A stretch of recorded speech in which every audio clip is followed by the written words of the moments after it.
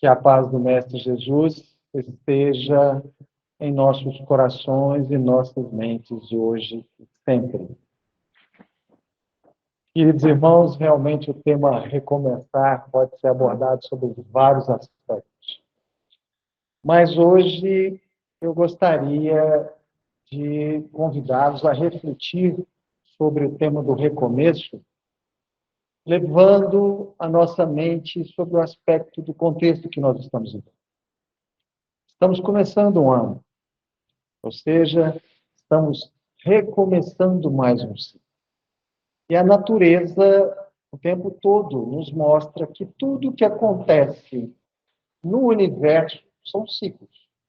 O nosso planeta mesmo nos deixa isso de uma forma muito clara, através da rotação, que determina um dia, que é dividido em horas, através da translação, né, que é o movimento da Terra em torno do Sol, faz um ciclo anual, que é dividido em meses, que é dividido em estações. Ou seja, resumindo, tudo é um ciclo. E, evidentemente, nós podemos pegar esse entendimento e trazer para o nosso processo evolutivo espiritual. A cada processo reencarnatório, estamos vivendo um ciclo. E esse processo reencarnatório também é dividido em ciclos que são os anos vividos por todos nós. Então, sobre esse aspecto, eu gostaria que nós pudéssemos buscar a reflexão sobre como é que nós temos que lidar com esse recomeço. Por exemplo, estamos aí para até o final do ano, 340 e tantos dias, 350 e tantos dias. Não tem muita coisa boa e difícil para acontecer.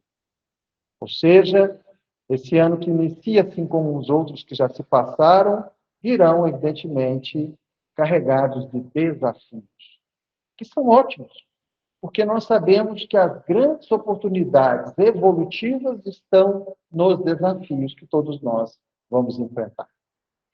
Nós sabemos que vivemos sob a custódia das leis de Deus, das leis cósmicas.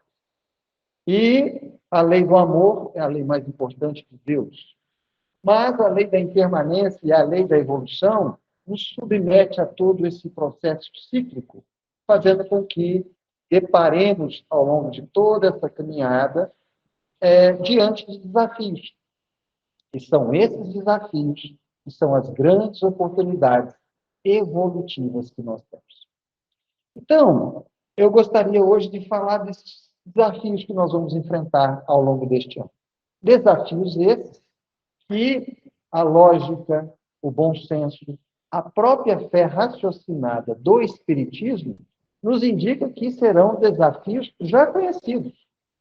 Serão desafios que o ano que acabou de encerrar e outros anos passados já são de conhecimento. Então, a nossa reflexão hoje cabe em intenção de como nós devemos enfrentar esses desafios. Bom, para a gente começar essa reflexão, eu gostaria de lembrar rapidamente algumas situações ou alguma base, alguma estrutura que a doutrina espírita nos dá para enfrentarmos esses desafios. Nunca é demais nós lembrarmos as ferramentas maravilhosas que a doutrina espírita nos proporciona. E aí, então, a hora que a gente vai buscar o entendimento da doutrina espírita, a gente deve se perguntar, efetivamente, qual é o maior objetivo da doutrina espírita? Será que o maior objetivo da doutrina espírita é construir templos de pedras suntuosos, luxuosos? A gente sabe que não. Será que o grande objetivo da doutrina espírita é criar uma nova teologia, um novo entendimento de Deus? Também não. Então, a própria doutrina espírita nos informa que o seu grande objetivo é formar ser humano do bem. A base, a estrutura, todo o conhecimento, toda a doutrina da doutrina espírita, evidentemente, somado à doutrina do Mestre Jesus, ela veio de uma forma bastante robusta e objetiva de transformar a humanidade em seres humanos do bem. Então, nós vamos percebendo que a doutrina espírita nos indica, né, um caminho a ser percorrido. E aí, quando a gente vai lá no Livro dos Espíritos, em determinado ponto do Livro dos Espíritos, nós nos deparamos com o que nós chamamos de leis morais. Allan Kardec, a espiritualidade superior, aborda as leis morais. Ora, quando a gente vai falar das leis morais, evidentemente, o que a doutrina espírita está nos falando? Que nós estamos buscando, então, um novo padrão de religiosidade. Não é de religião, é de religiosidade. Ou seja, é o nosso religar, a nossa ligação com Deus. E é muito interessante porque, para a doutrina espírita, os dogmas, né, os hábitos, os costumes, eles ficam em segundo plano. Para a doutrina espírita, o mais importante, a ênfase está onde? Nos sentimentos, nos pensamentos, nos comportamentos do homem. Porque será através dos seus sentimentos, por consequência dos seus pensamentos, que por consequência dos seus comportamentos, que ele irá se tornar um ser humano do bem. Então, a gente vai percebendo que a doutrina espírita, ela nos traz o quê? Ela nos traz, né, a capacidade realmente de nos transformarmos como um verdadeiro espírita. Um homem de bem. E um homem de bem, ele precisa de duas ferramentas fundamentais. O autoconhecimento e o autodomínio. Nós não temos como evoluir, nós não temos como avançar, nós não temos como nos transformar, nós não temos como nos melhorar moralmente se nós não nos conhecermos, se nós não tivermos a capacidade de fazer uma reflexão sobre aquilo que nós somos e como nós devemos agir diante dessas adversidades. Então, o nosso autoconhecimento, a nossa autocrítica e o nosso autodomínio é fundamental para que nós busquemos essa condição de nos tornarmos um ser humano do bem.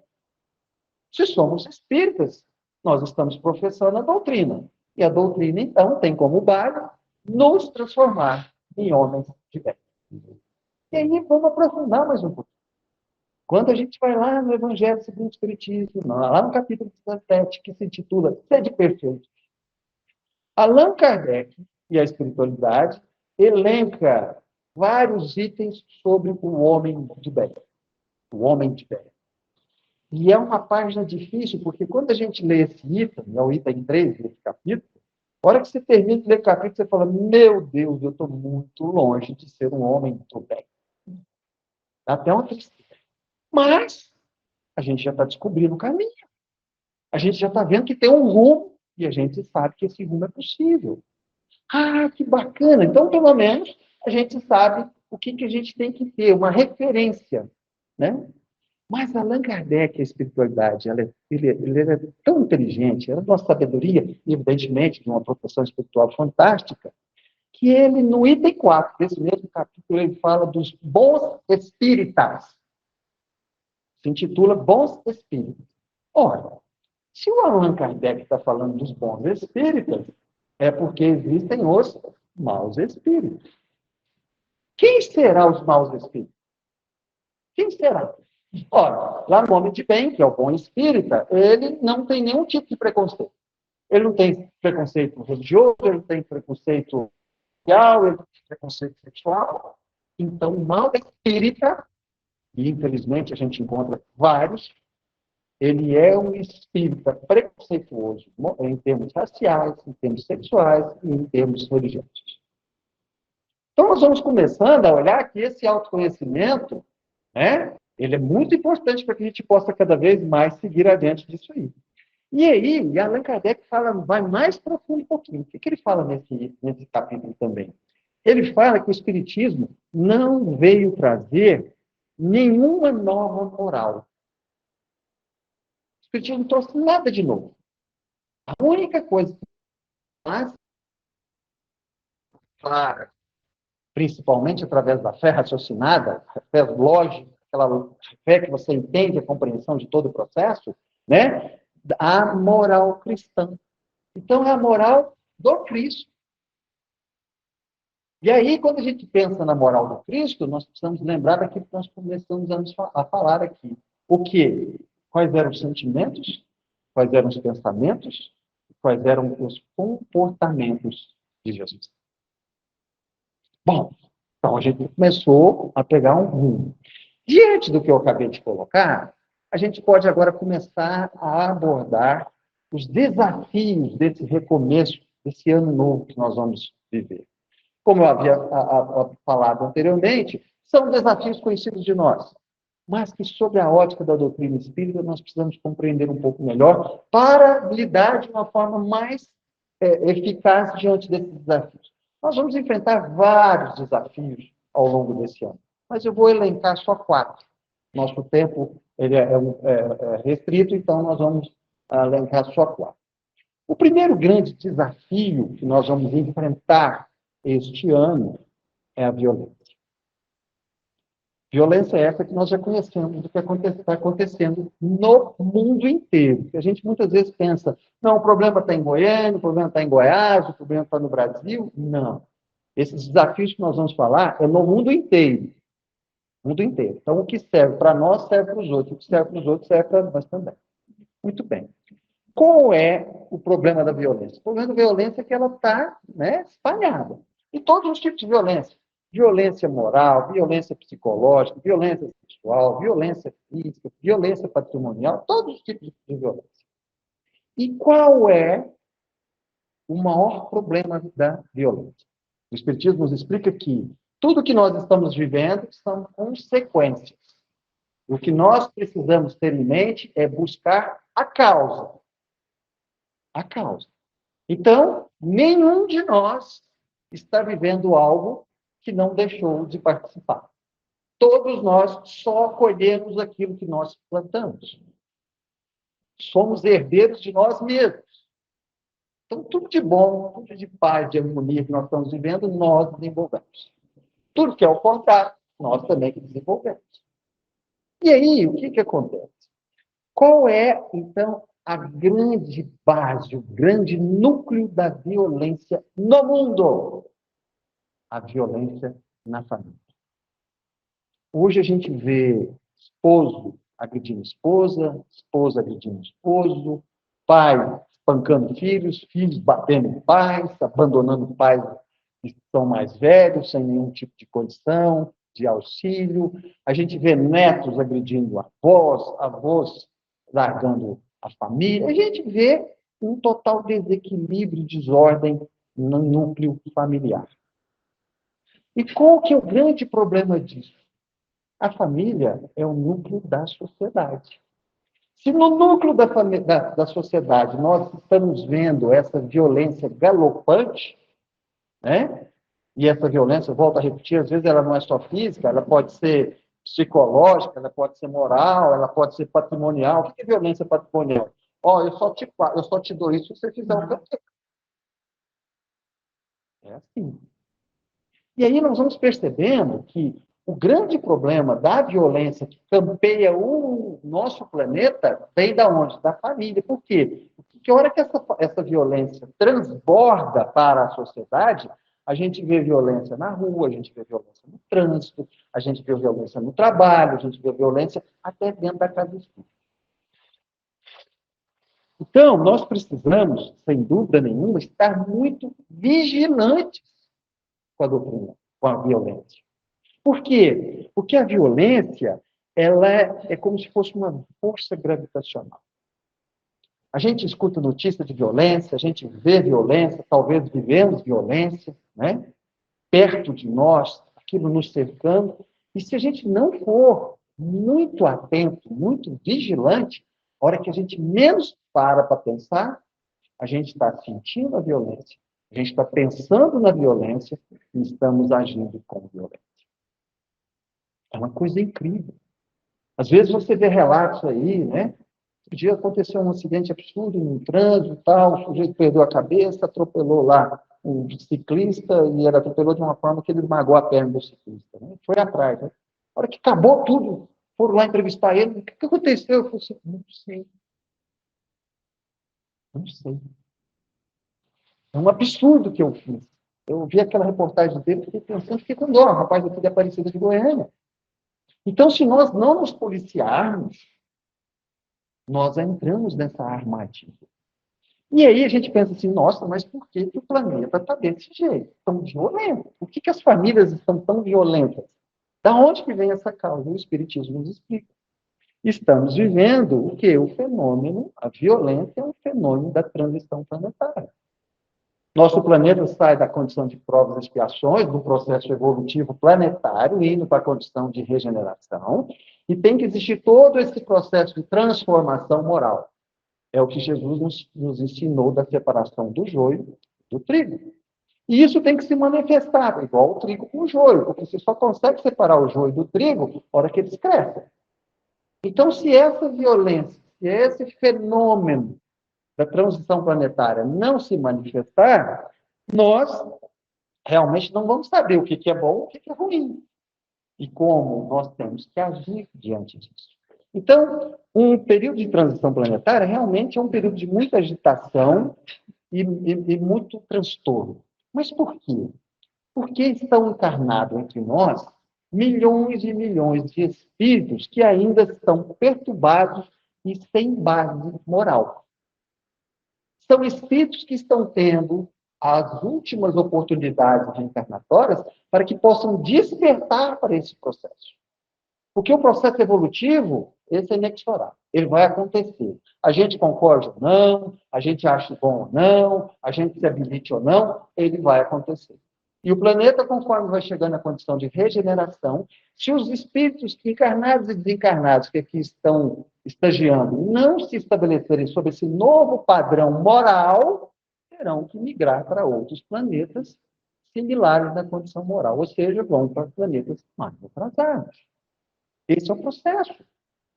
Mas como nós temos a lei do livre-arbítrio, a gente pode fazer a escolha, e a doutrina espírita nos dá esse conhecimento, a gente fala, opa, que legal, então eu vou tentar me melhorar moralmente.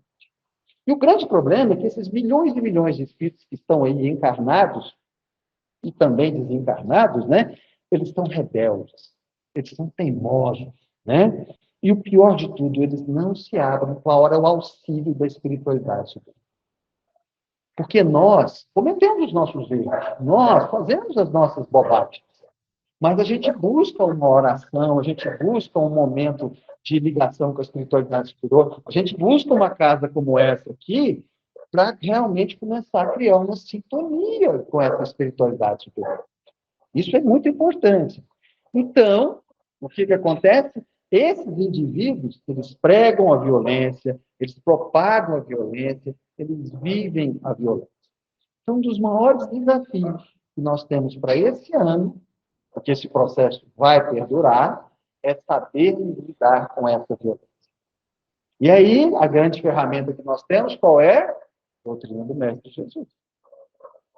Essa que é a grande verdade.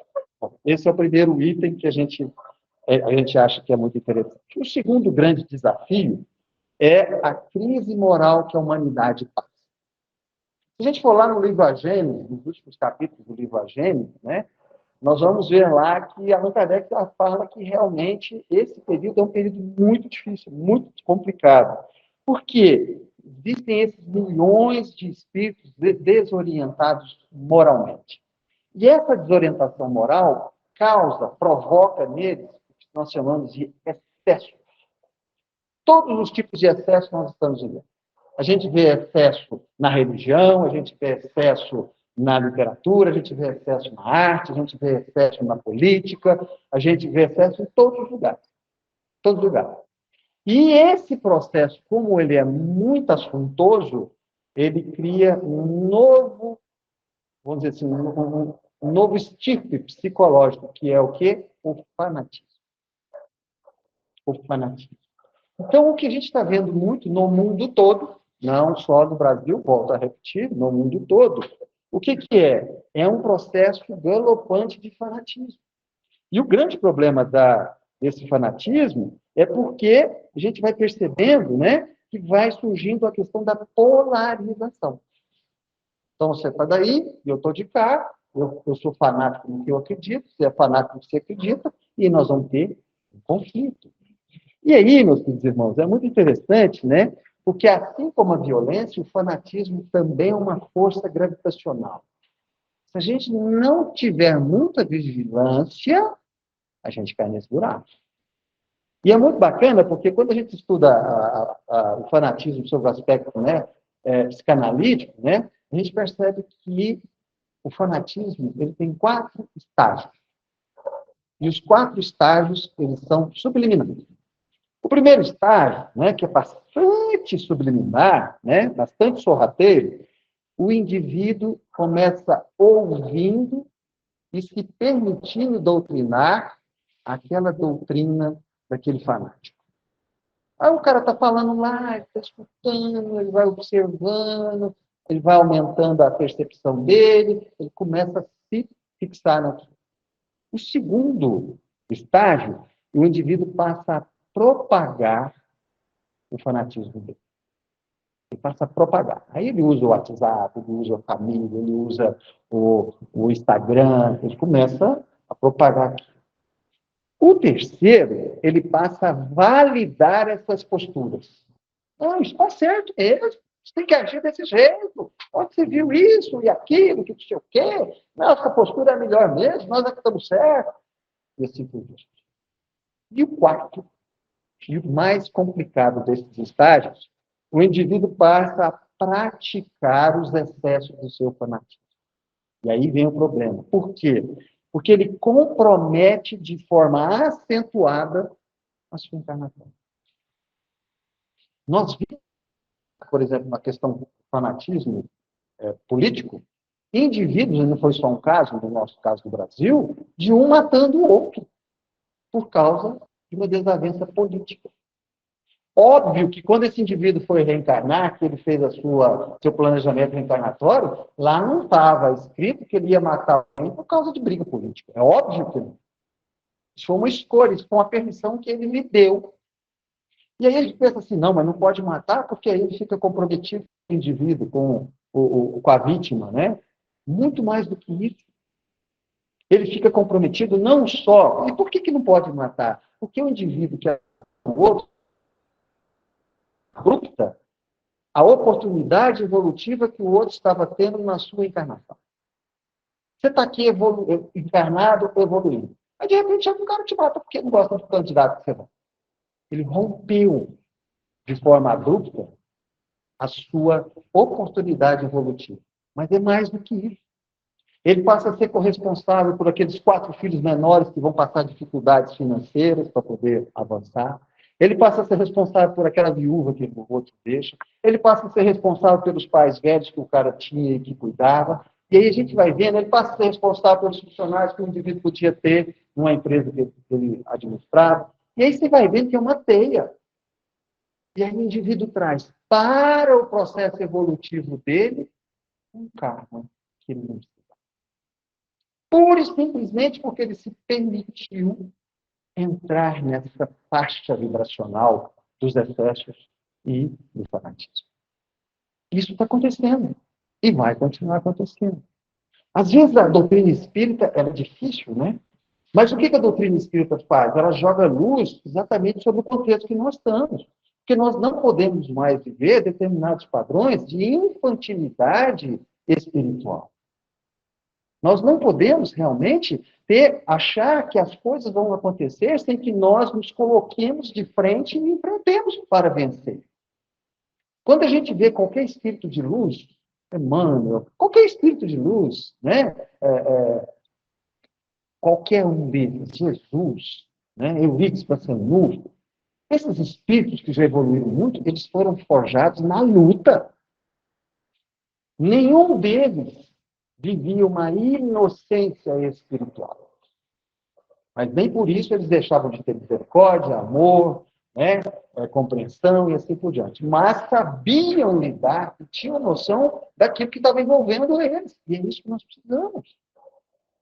É isso que nós precisamos, ter essa consciência. E a doutrina espírita nos traz. né? Então, a gente pensa assim, mas por que esse período de transição planetária é tão difícil? Por que ele gera esses excessos? Por que ela gera esses fanatismos? Por que gera violência? Porque fanatismo gera violência e violência gera fanatismo. Aí, por quê? A doutrina espírita nos explica. Porque a gente acha que os problemas que nós estamos vivendo, os nossos problemas econômicos, financeiros, sociais, familiares, religiosos, políticos, a gente acha que são problemas de décadas.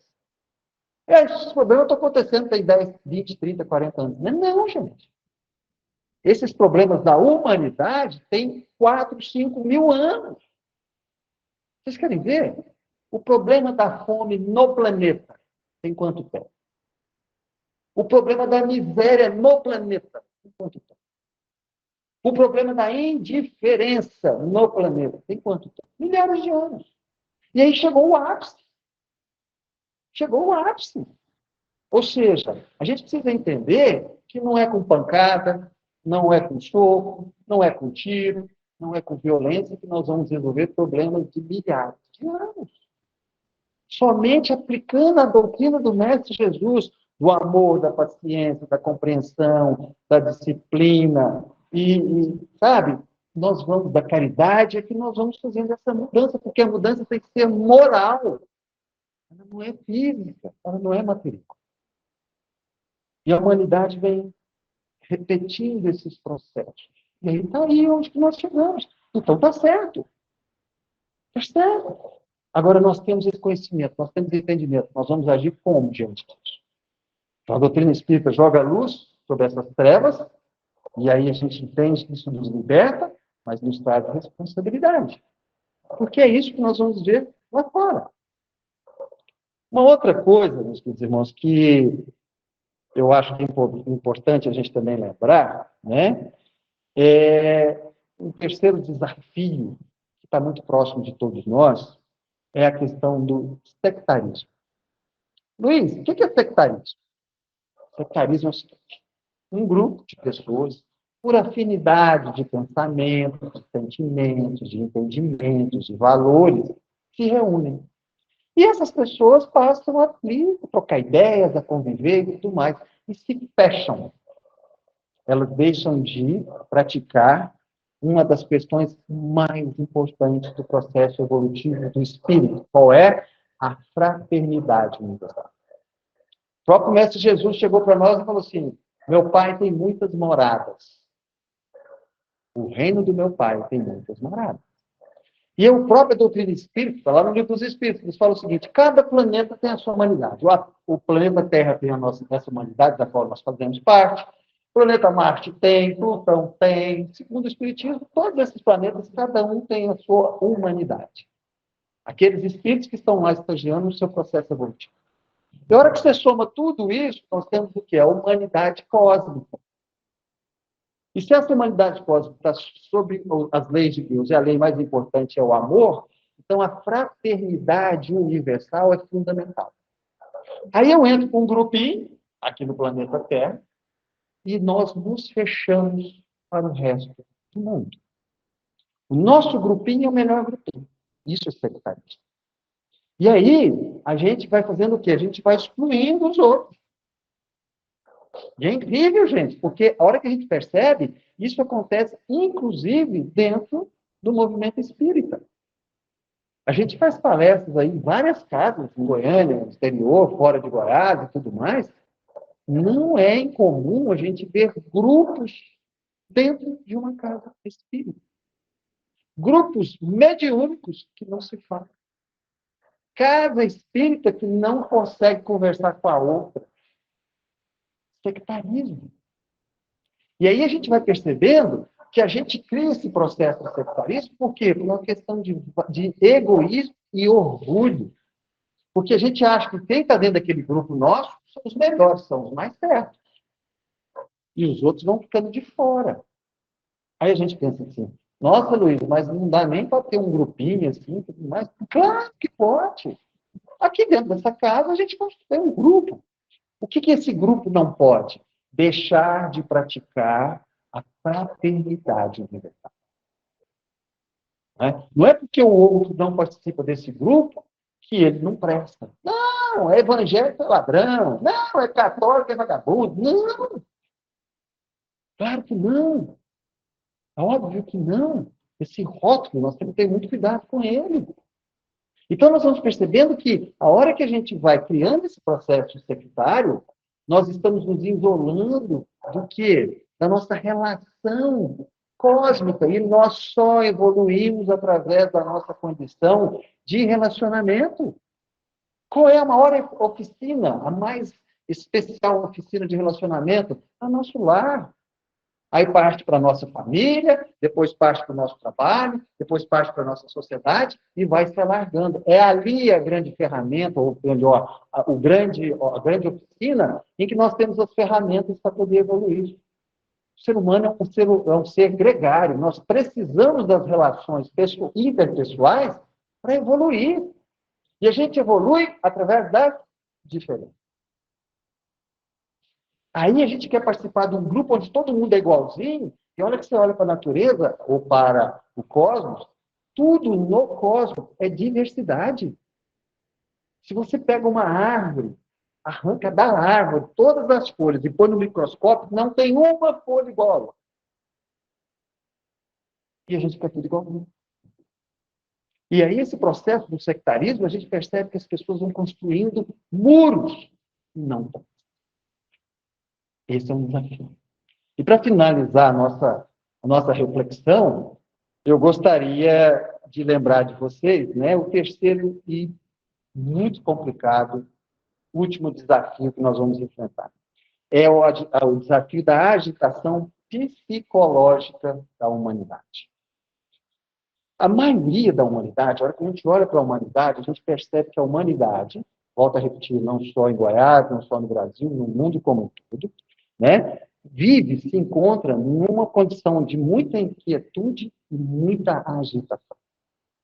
E isso corrobora com essa informação, a última informação, né, um dos informes da Organização Mundial da Saúde, que em 2020 ela informou que a razão maior de adoecimento e morte no mundo passaram a ser a depressão. A depressão passou os problemas cardiovasculares e passou os acidentes automobilísticos.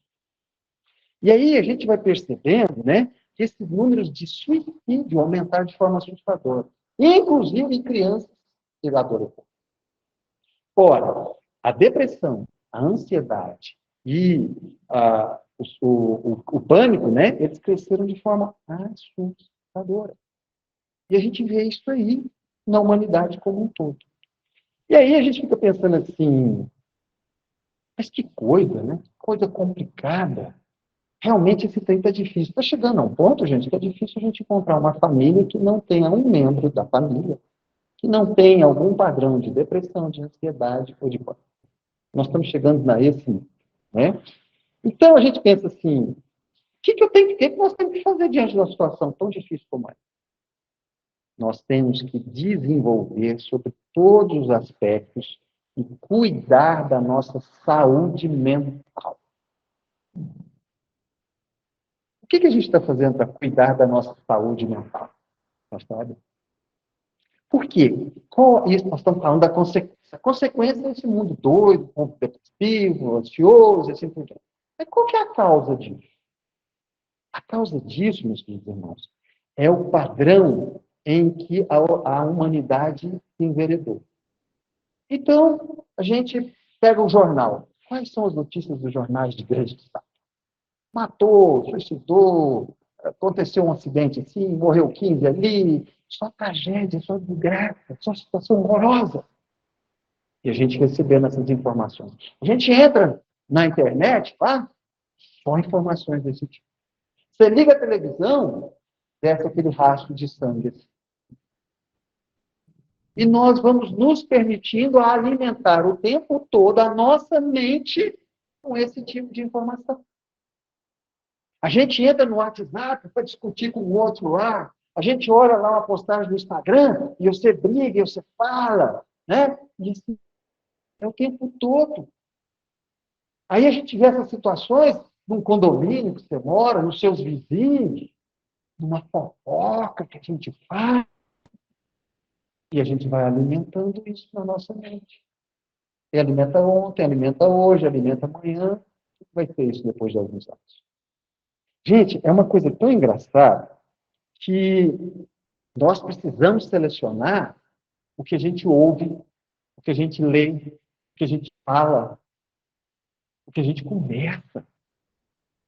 Por quê? Porque isso tem energia. Pensamento é energia. Comprovado. Aí eu fico o tempo todo reverberando aquelas notícias horríveis, horríveis, horríveis, horríveis, aquela catástrofe, aquele sofrimento, aquela angústia.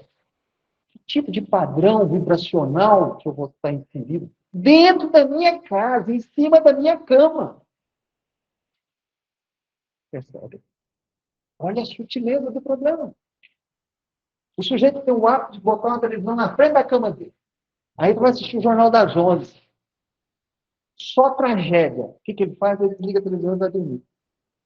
Qual o tipo de padrão energético e sintonia vibracional espiritual que ele está criando para ele? Percebe, meus irmãos? E isso é a nossa sociedade. Isso é a nossa sociedade. Ah, a empresa lá teve um rombo de 20 bilhões, não, o outro lá suicidou porque perdeu não sei quantos milhões de reais e tudo mais. Isso é a nossa sociedade. Gerando o quê? Uma insegurança, gerando o quê? Uma ansiedade, gerando tudo no processo. E é tão interessante, né? Porque são tempos caóticos, psicologicamente falando. Essa é uma realidade. E, às vezes, muitas vezes, a gente vai amenizando. A gente vai amenizando. E é uma coisa tão interessante. O apóstolo Paulo, na epístola que ele mandou para os Efésios, ele fala da necessidade de nós cuidarmos de nós. E aí ele fala do capacete da salvação nessa epístola. Olha que representatividade interessante. O quanto que isso é figurativo, tanto é importante. O que capacete? Porque esse grande desafio está na nossa mente. Nós temos que proteger a nossa mente. E como é que a gente protege a nossa mente? Com hábitos salutares em relação a essa condição caótica que o mundo está apresentando aí. Todos os dias, a todas as horas. Então, eu estou ao longo do dia, eu trabalho, eu resolvo uma coisa, outra mais, tira alguns momentos para você aliviar. Fez um trajeto no trânsito, a coisa estava meio difícil, calor, trânsito pesado, povo nervoso, tudo mais. Abaixa. Façam orações. Façam orações. Abre uma página edificante. Leia. Escute uma música suave, tranquila. Busque boas conversas. Ah, eles estão conversando sobre os assassinatos, sobre não sei o quê. Sai fora. Isso não te pertence, isso não é da sua alçada. Vá fazer um exercício físico, senta ao sol, põe o pé na terra, tenha contato com a água. Percebe? Faça uma meditação. Outro dia, eu falando isso numa casa espírita, a importância da meditação, chegou uma senhora e falou assim, Luiz, mas fazer meditação é difícil demais, não tem complicado. Muito complicado fazer meditação. Eu nem sei onde que tem. Você sabe que tem celular? Eu tenho. A senhora gosta de novela? Tem, eu adoro. Tem as novelas da Globo que eu acompanho todas. E quando a senhora perde? A senhora fala, não, eu vou lá no G1 e acho lá na internet e vejo o que aconteceu. A novela me fala. Pois é. A senhora olha no Google lá no G1, só vai lá no Google, escreve assim, meditação. A senhora vai ver que vai aparecer um monte de alternativas de meditação, umas pequenas, outras médias, outras compridas. A senhora vai ver aquela que só vai se adaptar melhor. De graça, no mesmo celular que a senhora vê as notícias da novela. O que é isso, gente? Isso é escolha. Isso é escolha. Percebe? Ao ponto, eu estou me recordando dessa senhora, ela me falando que, a gente conversando mais ou menos sobre isso que nós estamos falando aqui hoje, ela falou assim, não, isso foi muito interessante o que você me falou, porque outro dia, eu fiquei o dia inteirinho morrendo de raiva, porque na noite anterior, a vilã da novela tinha passado lá o mocinho para trás, e ela fez uma coisa absurda com a outra, eu fiquei a noite inteira, o dia inteiro morrendo de ódio. A personagem. Percebem? E a gente faz isso sem perceber. A gente entra num processo automático, criando para nós processos terríveis com relação a esse tipo de coisa. Então, essa questão, né, nós precisamos entender que essas convulsões psíquicas e psicológicas do nosso planeta não vão vir de fora. Não vai ser um maremoto, não vai ser um terremoto, não vai ser um furacão. Não. É de dentro de nós. Está dentro de nós. Essa questão, esses abalos ocorrem aonde? Nas mentes e nos corações das pessoas. Porque a hora que aquela senhora, de uma forma inadvertida, ficou com ódio de um personagem de novela, imagina o quanto ela turvou a mente dela e, por consequência, turvou o coração dela. Ela vibra, exala energia, que tipo de espiritualidade ela traz para perto? E aí ela tem os problemas da vida dela, do cotidiano, de todos os dias. Vocês imaginem o desassossego que ela mesma construiu para ela por causa de um hábito ruim. Somos ou não somos herdeiros de nós mesmos? Percebe? Então, meus irmãos, nós precisamos entender, né, que esse processo precisa ser um processo que tem muita urgência. E é um processo que precisa ser analisado sob a fé do raciocinado. E, muitas vezes, a solução dele parece até um egoísmo. E aí, eu vou fazer uma analogia aqui para ficar mais fácil. Nós precisamos cuidar primeiro de nós. Você entra no avião. Aí a gente escuta assim. Em caso de despressurização, máscaras cairão. Coloque primeiro em você para depois ajudar quem está do seu lado. O sujeito que é inocente espiritualmente, fala assim, não, mas isso é egoísmo. Vai que o meu filho está aqui do lado, a minha esposa, o meu pai está aqui do lado. Por que eu estou socorrendo primeiro?